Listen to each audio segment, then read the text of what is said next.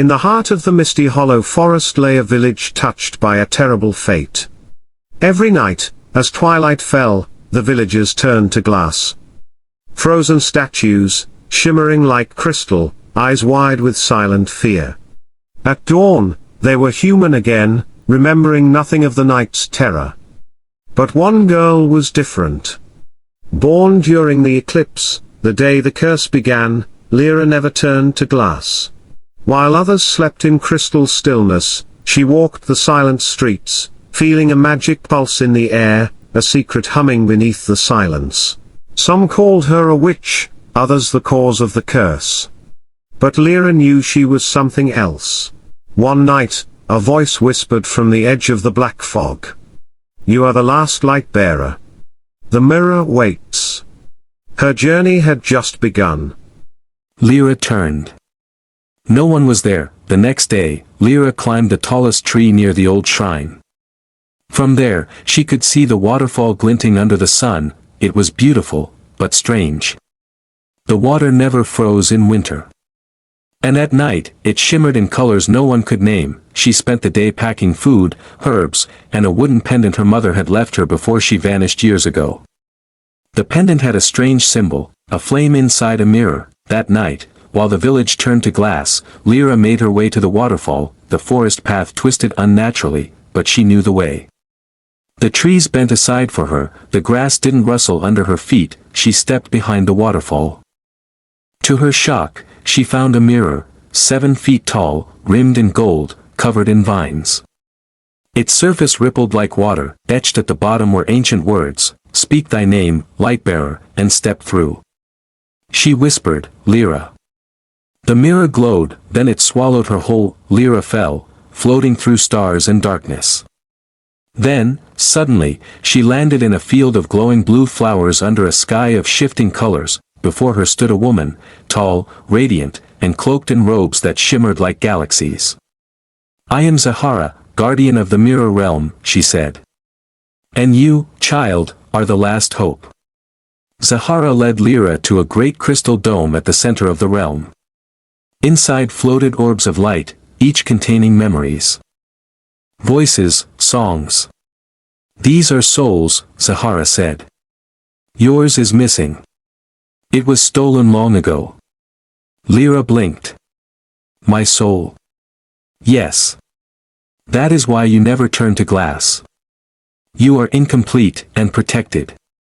Zahara showed her a vision, a hooded figure standing over the village, chanting in an unknown tongue, raising a black mirror. The villagers froze. Lira, just born, cried out, and light burst from her. The figure vanished. "The mirror he used is called the Dark Reflection," Zahara explained. "It is twin to this one. It traps time, corrupts souls, and reshapes truth. It is now in the possession of Malrek, a shadowmancer exiled from our realm." Lira clenched her fists. "Then I must find it." Zahara handed her a crystal staff and a map that shimmered only when held to moonlight. "Find the 3 keys of light," she said. "Only then can you shatter the Dark Reflection." Lira's first destination was the Forest of Whispers. The trees there talked, not in words, but in memories. They tested her resolve by showing her visions of her deepest fears: her mother abandoning her, the villagers hating her, her reflection cracking and turning into Malrek, but she endured. At the forest's heart, she found the first key, a silver leaf holding the laughter of children. Next, she traveled to the caverns of Echo, where voices of the dead warned travelers away. She had to cross a bridge that vanished unless she remembered her own truth. As the wind howled and the stone faded under her feet, she whispered, "I am not broken. I am more." The bridge held. The second key, a teardrop of starlight, appeared in her hand. The final trial led her to the Sky Temple, high above the clouds. There she faced a mirror version of herself, angry, cruel, bitter. "You're just a curse," the reflection spat. "Without your soul, you are nothing." Lira raised her staff.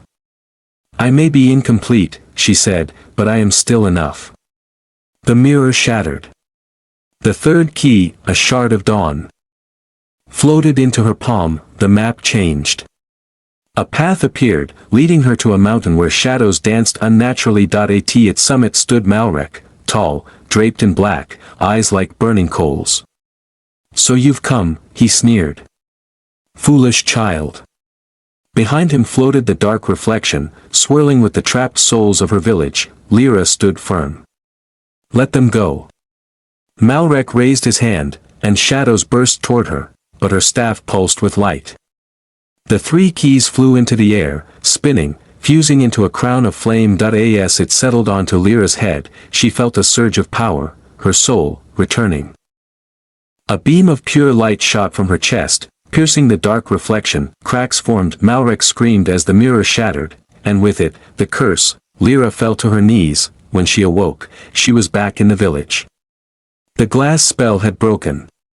The villagers were weeping, alive, free, and in the sky above them, the clouds parted, revealing a glowing symbol, the flame in a mirror, the mark of a true light-bearer. Epilogue. The legacy of Lira. Lira became the protector of Narlandia, the first to walk freely between worlds.